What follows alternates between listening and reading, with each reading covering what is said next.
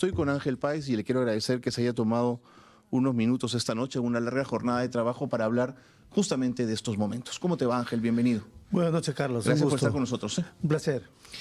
Mira, me he tomado el trabajo de hacer un recuento, que no quiero que solo sea un recuento, sino un entender por qué. ¿Por qué siempre caemos en lo mismo? ¿Por qué la construcción de nuestra ciudadanía y de nuestra vida en democracia termina siempre con la policía disparando a civiles? Si tú tuvieras que hacer una hipótesis de esto, ¿por dónde lanzarías esa posibilidad? Hace poco tuve la oportunidad de conversar con Steve Levitsky, que como saben es autor de este famoso libro Cómo mueren las democracias, y precisamente hicimos un recuento de lo que está pasando ahora comparado con los periodos anteriores, y es que hay una característica muy particular de los autoritarismos, sean de izquierda o sean de derecha, y es la represión policial, pero también la represión militar. Y esto sucede porque el autoritarismo, quienes dirigen los gobiernos autoritarios, temen de la protesta popular, porque se asume que ellos llegan al poder con el apoyo popular. Entonces, para evidenciar que hay una regla, hay una norma, es que imponen esta represión. Por ejemplo, tú has mencionado el caso de los años 60, que fue el levantamiento de profesores y estudiantes contra las medidas que tomó el gobierno de Velasco. Se supone que el gobierno de Velasco, para algunos es de izquierda, marxista, pero cuando hubo este movimiento popular... El de Huanta, de 1969. Claro, mandó a los hinchis, ¿no? El brazo fuerte, violento de la policía para sofocar este movimiento. Y también tuve la oportunidad de revisar las actas de los gabinetes de aquella época, porque son ahora accesibles, ¿no? Sí. Y se ve claramente el lenguaje, ¿no? Castrense, autoritario, violento, para acabar con este movimiento por parte de un gobierno que supuestamente se expresaba a favor de los sectores populares. O sea, este tipo de represión no es exclusivo de los sectores de derecho, ¿no? Es verdad. Y lo que está sucediendo ahora es exactamente lo mismo, ¿no? Porque hay que tener en cuenta un detalle que te voy a indicar, que demuestra más o menos, o confirma lo que te estoy indicando, ¿no?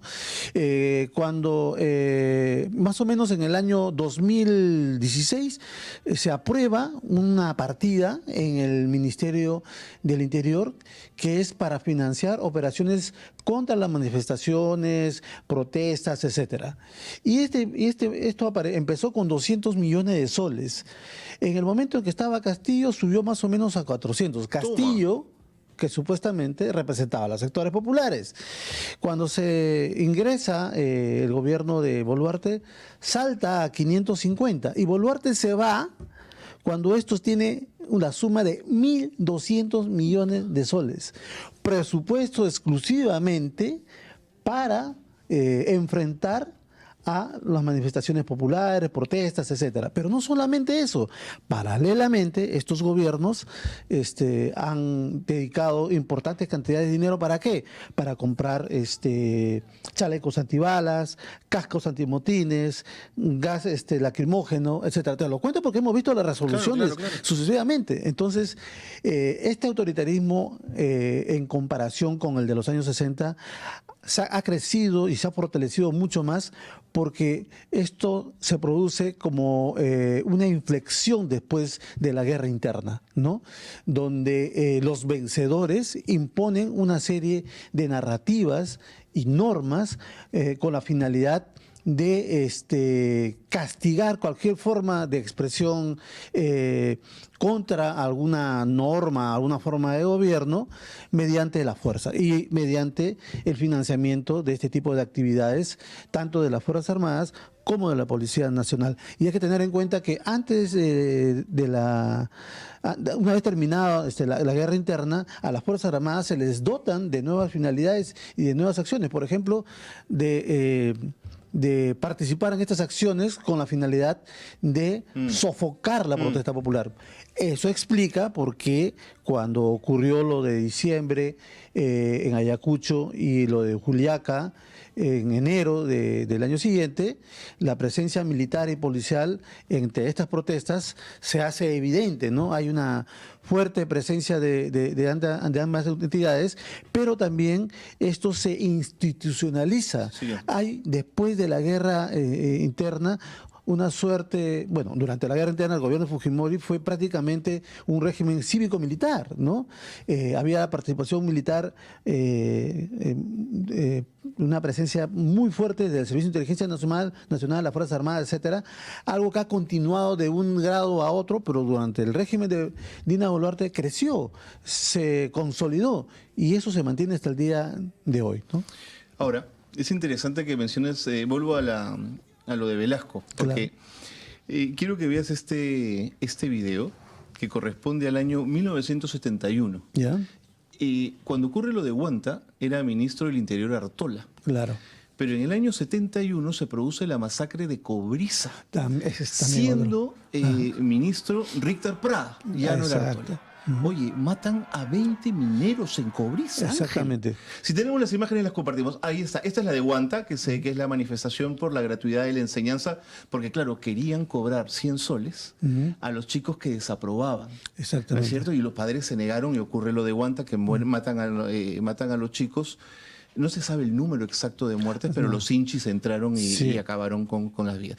Pero lo de Cobriza es poco conocido. Así es. Y aparece la figura de Pablo Inza, un dirigente minero que también es asesinado en este caso.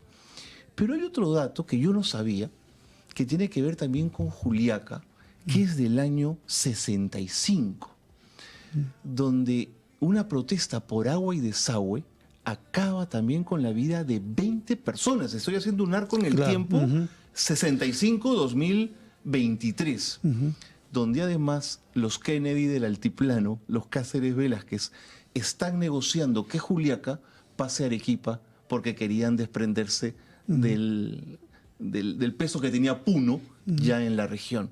O sea, Juliaca es probablemente una región que para Lima es una región de indios. Entonces bala, pero siempre bala, Ángel. Bueno, en un libro sobre la historia del militarismo, el experto en el tema, Cristóbal Jobim, hace un relato de los primeros años de la República y decía que gran parte de la historia de la República está caracterizada por el uso de la violencia, por un evidente autoritarismo, ¿no? Y que es algo que los peruanos no hemos podido superar. Y eso se refleja, por ejemplo, en 4 o 5 candidatos presidenciales que el día de hoy ofrecen mano dura. Así es, ¿no? Así es, como la gran solución. Claro, la fuerza de la ley, ¿no? O hagamos lo mismo que sucedió en los años 90, como si eso hubiera sido la gran solución. Nosotros en nuestro país, lamentablemente, en comparación con otros países, incluso de la misma región, en los que después de la guerra interna hubo todo un proceso de posguerra, en el Perú no ha habido.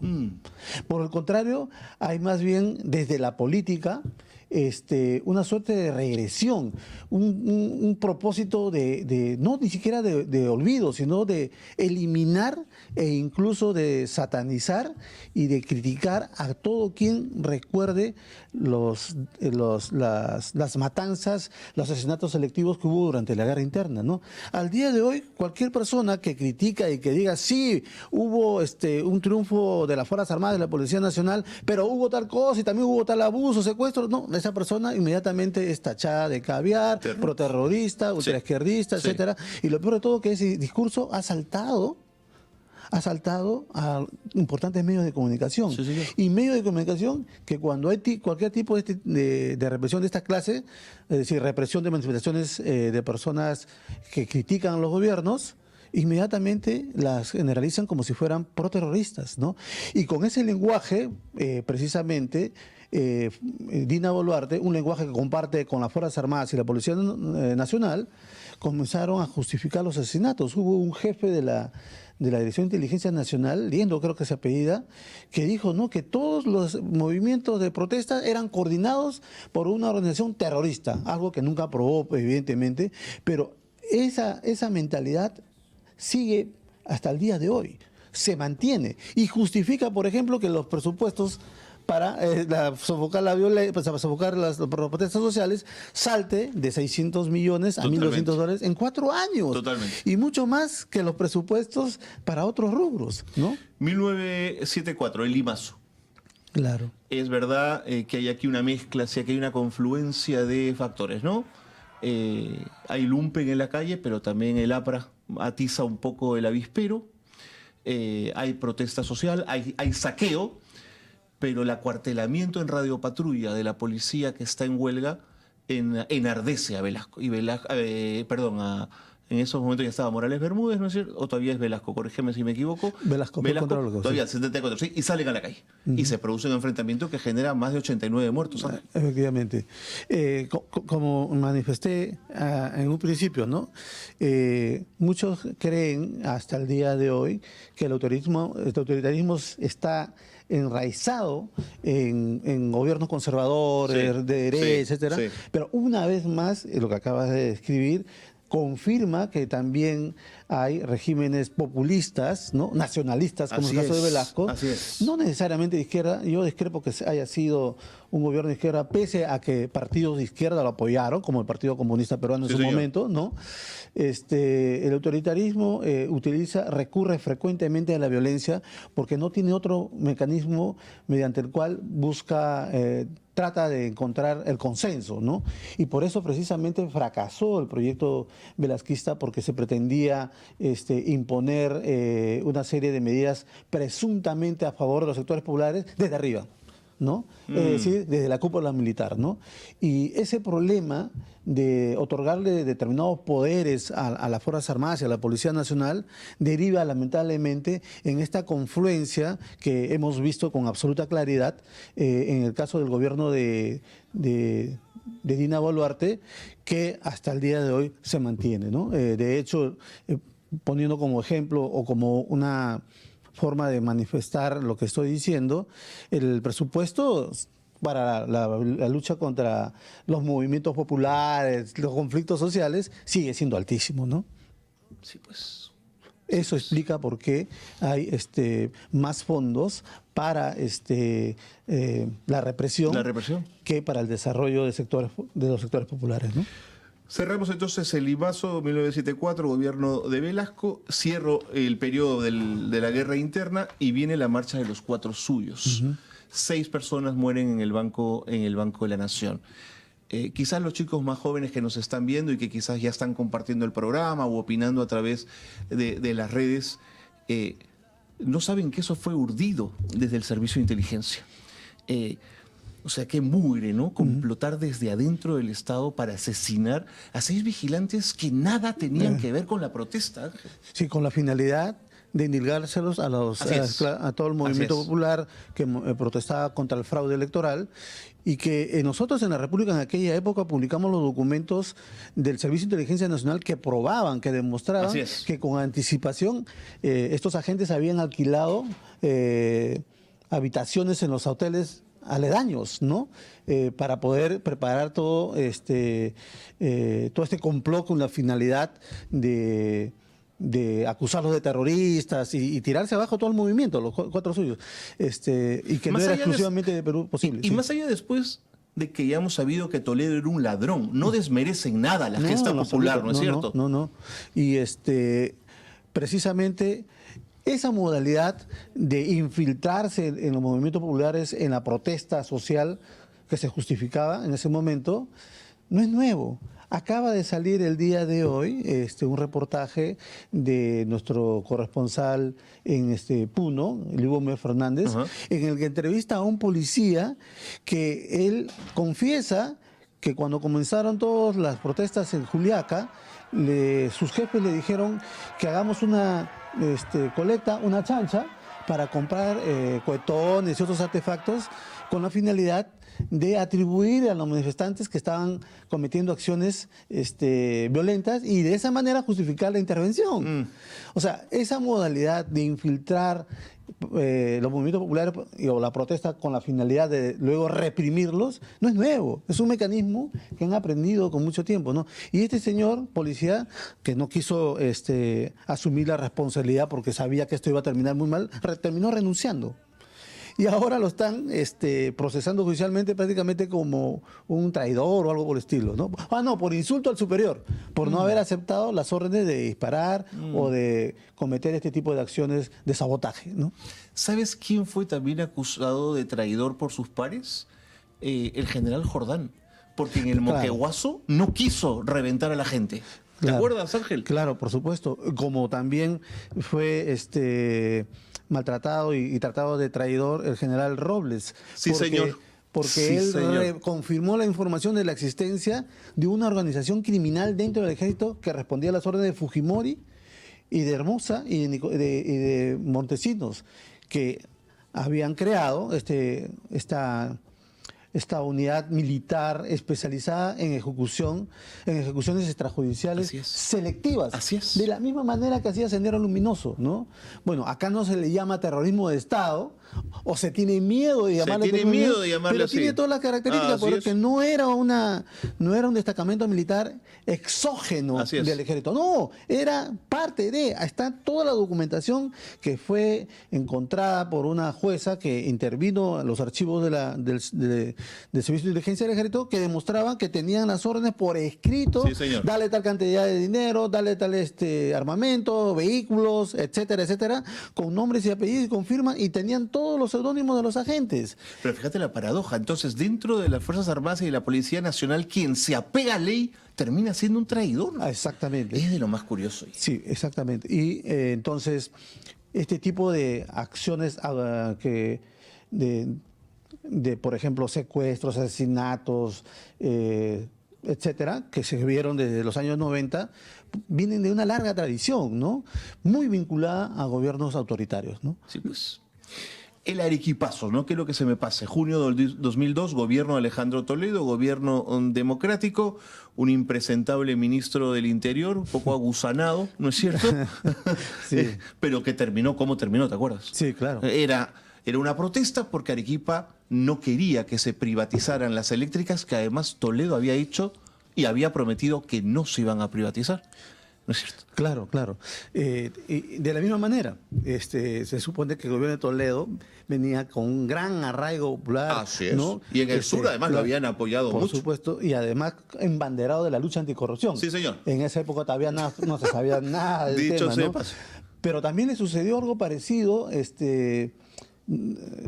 al gobierno de Humala, ¿no? Que supuestamente de izquierda, por el tema, no sé si se acuerdas de esa norma que la llamaron la ley del pulpín. Sí, la ley laboral. ¿No? La ley laboral, claro, ¿no? Claro. Y que también salieron a la calle y todo lo demás, ¿no? Y que hubo también represión. No, el mismo nivel, pero demostraba que una vez más el autoritarismo no es exclusivamente de gobiernos conservadores o de derecha. Ha habido gobiernos, digamos, progresistas o gobiernos populares o nacionalistas que también han recurrido a la violencia. Y en el poder, el civil se impregna del autoritarismo por los militares que lo rodean, ¿o es que los civiles también somos autoritarios, Ángel? Acabamos de mencionar que hay 5 candidatos que son civiles, ¿no? Que proponen mano dura. Creen que la respuesta, ¿no? Ante, por ejemplo, la ola de violencia y de crimen que existe ahora es tomar medidas extremas, ¿no? Entonces, eso... Yo creo que en el fondo, y esto no lo digo yo, sino me baso en una encuesta anual que se llama Latinobarómetro. El Latinobarómetro, sí. Donde se le pregunta a varios ciudadanos de varios países, ¿no? ¿Qué prefiere? ¿La democracia, ¿no? O los gobiernos de mano dura, etcétera? Y lamentablemente en el Perú, generalmente la gente se inclina no les gusta la democracia y prefieren gobiernos más duros, ¿no? Y eso proviene de esta tradición militarista, ¿no? Y de hecho, en la actualidad, lo reitero, la presencia de los militares y de los policías es muy fuerte, ¿no? Fuerte. Y de hecho, el gobierno de Gerí continúa, con lo que había establecido la expresidenta Dina Boluarte, ¿no? Y que tiene que ver mucho, ¿no? Y eso es un tema que estoy investigando bastante, con las compras militares. Sin duda. ¿No? Un último caso, quizás uno muy duro, porque murieron tanto civiles como policías, el Baguazo. 23 policías murieron también en aquella oportunidad. Claro. Y muchísimos indígenas. ¿Cómo pudimos llegar a ese nivel de violencia? ¿Qué salió mal ahí? Bueno, desde el gobierno Alan García despreció, ¿no? Sí. Racialmente. No, ¿no? fue una... Había medios de comunicación que también trataban muy mal a los indígenas, ¿no? Ciudadanos de segunda clase, les dijo. Exactamente, ¿no? No les daba ninguna posibilidad de representación, ¿no? Frente a una decisión del Ejecutivo, ¿no? Pero tú sabes que yo tuve una experiencia interesante. Había un congresista que era guajún, Sí. ¿no? Y me pidieron que lo entrevistara, y esto grafica mucho lo que estaba pasando, ¿no? Y cuando contacté con él, lo primero que me dijo es, eres el primer periodista que me pregunta sobre quiénes somos los aguajún. Con lo cual estaba diciendo que mientras todos los medios, ¿no? Criminalizaban a los aguajú, ¿no? Estas personas desconocidas, ¿quiénes eran ellos en realidad? Y ahí pude comprender la explicación de este señor, ¿no?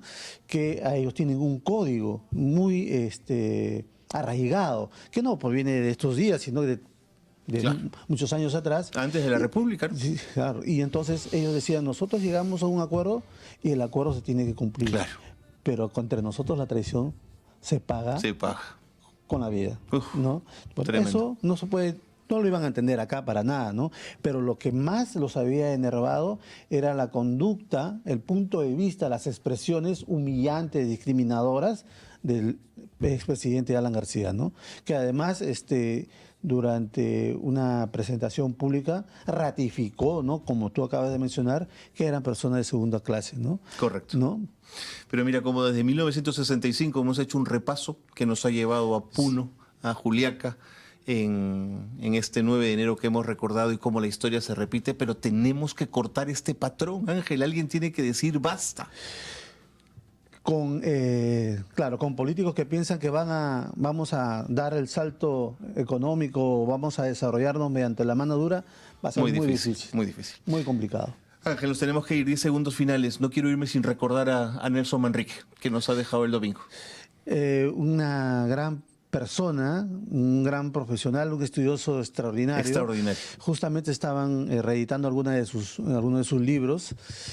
Sus críticas, sus columnas eran inevitablemente ácidas, puntuales. E incluso reveladoras, porque manejaban mucha información, y es una pérdida tremenda, ¿no? Dolorosa, ¿no? Ángel, muchas gracias. Yo soy muy contento de estar en tu casa.